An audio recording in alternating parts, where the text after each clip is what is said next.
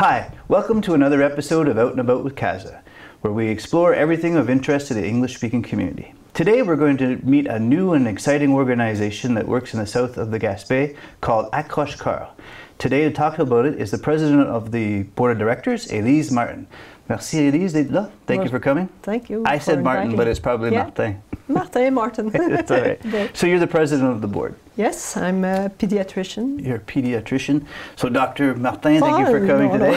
Élise, please. Accroche-Cœur, what is it about? Okay, so Accroche-Cœur is a social pediatric center. The model of it was kind of raised by Dr. Julien in the 80s, and it's a type of center that accompanies families with kids who are very, let's say, vulnerable in different ways, and we try to help them in the medical, the judicial or juridic part, and social. So sometimes we find kids who have global delays or language delays, and we accompany them, offer some services because sometimes they don't get to the services before they're too old.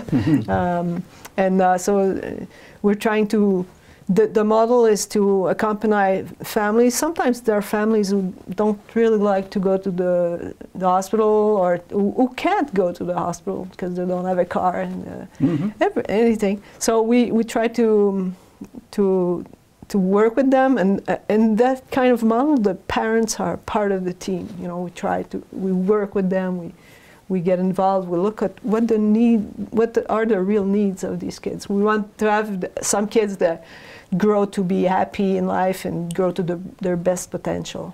So really a community approach, a holistic approach is the word, I guess, the buzzword. Exactly. So bringing a bunch of different services with a team that has a bunch of different expertise. Exactly. So how long have you been around? Well, I started putting this together in 2018, so it's 7 years now. Okay. We finally made it to open our first center in September of 2021, and we're now looking to this first one is in Chandler. Okay. And we're opening a second Accroche-Cœur in Pointe-à-la-Croix, probably September. Okay, and so you're not only the president, you were one of the founders. Oh yes, You helped to set this up. So you actually have a physical space in Chandler. Yeah. And so what's it like there? Well, we bought a small house, and there are some bureaux, the offices for the workers. We have social workers, psychoeducator. The administration is over there for the whole Gaspésie Sud. Okay. And and there are 2 doctors there who rotate and come once a week, and the social worker there gets some families that are referred from schools. Sometimes the families just call us and school or daycares and large families, and they evaluate the situation. Sometimes it's a behavioral problem or school problem, or or anxiety, or anything. Okay. And so that's the clinical part. There is someone also working now to have to build some group atelier, how do you say workshops? That? Workshops, yeah. And so we were gonna start there and do it in the whole territory.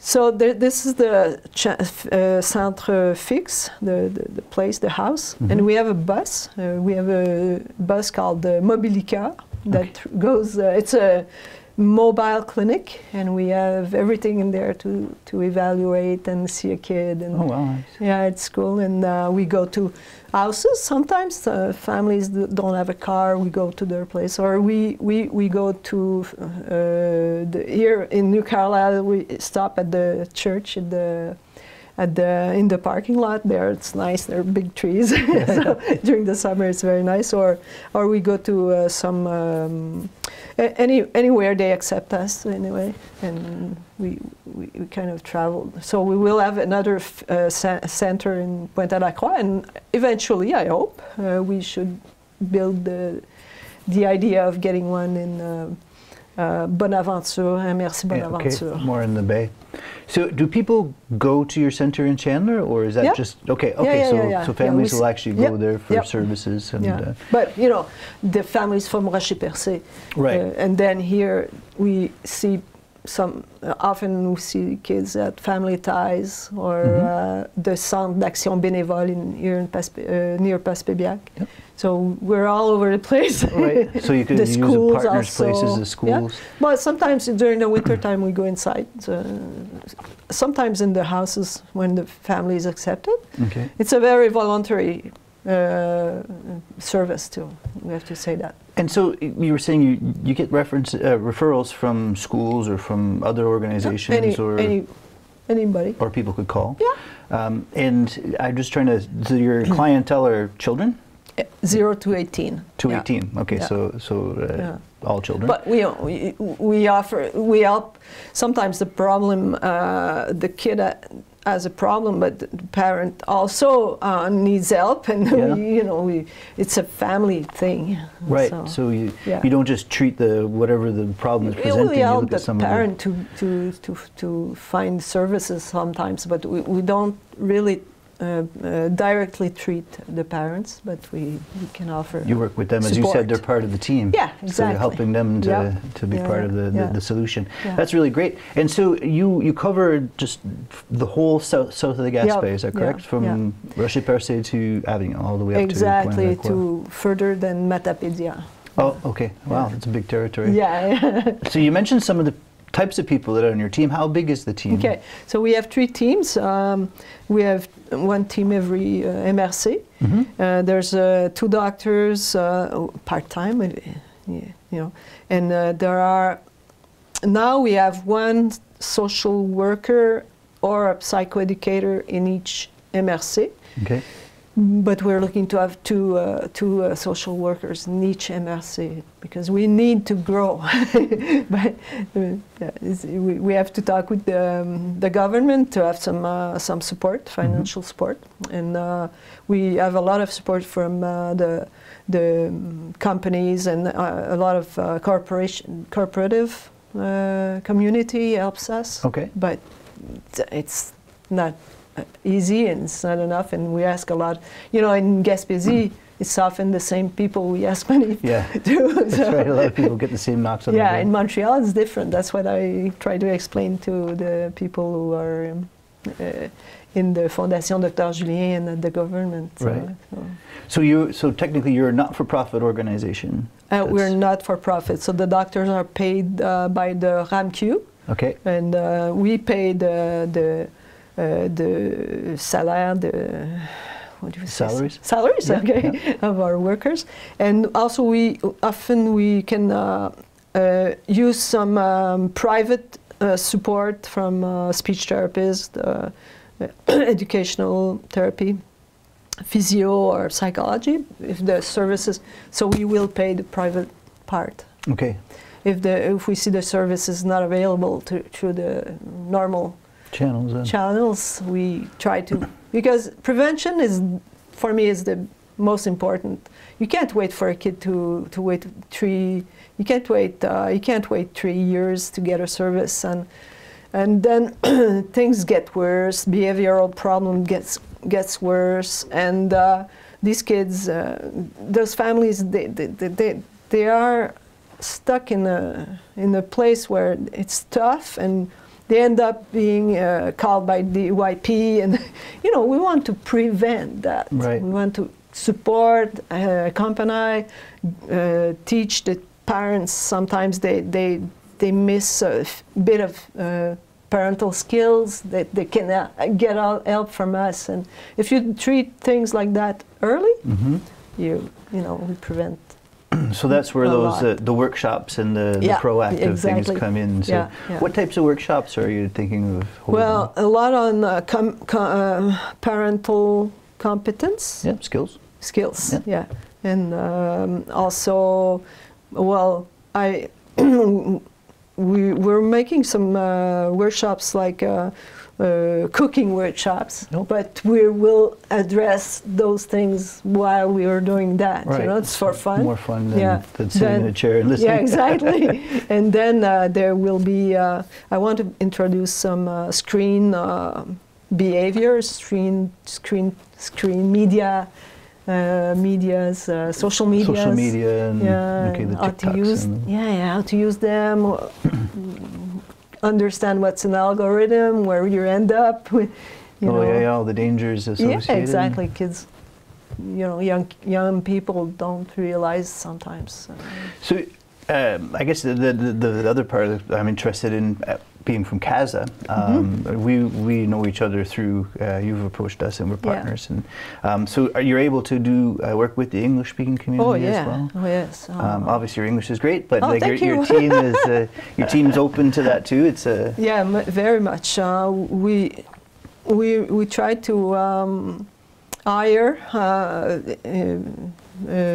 bilingual staff, and we think it's very important, especially in the MRC Bonaventure. We know we're very, very sensitive. Sensible to that.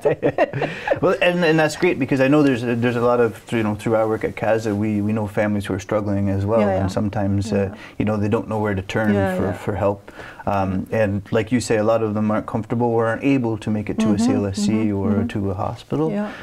So just kind of, how does it work when you get a referral? Let's say I call you up and Elise, I'm having some trouble. Who do I talk to? Like, how does that work? Well, you will start by filling a sheet, a form, and there's our usually it's our administrative support. That will first make a phone call to see where the problem is, have an idea, and then you will have a call from the social worker to do what we call the pre-evaluation. So just like a chat, an interview? Yeah, interview on the phone. And you know, if it's a grandmother calling, well, we will do that pre-evaluation, but we will do the first call, but the parents have to also get involved. You know, it's a voluntary service. And the parents need to say, okay, let's... Yeah, exactly. Like, you know, so like anything else. We don't, we want the parents to be there and participate. And then we're trying to make that waiting not too long, but as I said, the more we are known, the more we have demands. I don't want to become like the rest of the services, the public services, and with a long waiting list. Right. So we have to hire more staff. So if somebody was watching at home, let's say, said, hey, you know, I could probably use some help from Akashkar, how do I do it? Well, at that pre-evaluation, you have to fill some criteria. Because, you know, it's not a formal pediatric clinic, you know. It's not, I need my kid has an earache. Right, that's right. Sorry. Pink eye. So we really focus on vulnerable families. And which is great, because you know, the rest of us could get in the car and go to the CLSC. Exactly. So they would call you up? They call us up, and then we will call and we will make an appointment. There will be some start with the social worker, and then they will meet the doctor and the social worker for a first evaluation. We call it evaluation and orientation, and where we get to know each other, we get to know the family, to be sure that they have confidence in us too. You know, that they see that we can do something. If If they don't have that feeling, we're not there. So, and then we learn, we share the problem, we try to understand, and when we understand the problem, we make a action plan. And we follow that plan, and we see, we revisit, and we make. Nice. Yeah. So just so the people know that it's. Do you have the phone number off the top of your head? Oh my God! We can put that. We'll put that at the bottom of the screen. Will you do that? It's better to go on the website. Website? Yeah, it's Pédiatrie Accroche-Cœur all together. Pédiatrieaccroche-cœur.com all together. And there they'll get the information, the contact information, and hopefully get the help that people need. Yeah. I really appreciate you coming to talk about your organization today. Finished. Yeah, 15 minutes, real quick when it's interesting. I have so many things to say. Thank you. But no, it's hopefully that. And the other thing I wanted to say is, if anybody else wants to support Accroche-Cœur, there's also a place on the website where they can lend some money if you're an organization or a company. You know, such a big company. We really appreciate that. It's a great cause. So tune in next time for more about what's going on in the community and there's interest to you. And I'm Alan Richards. Thank you for watching.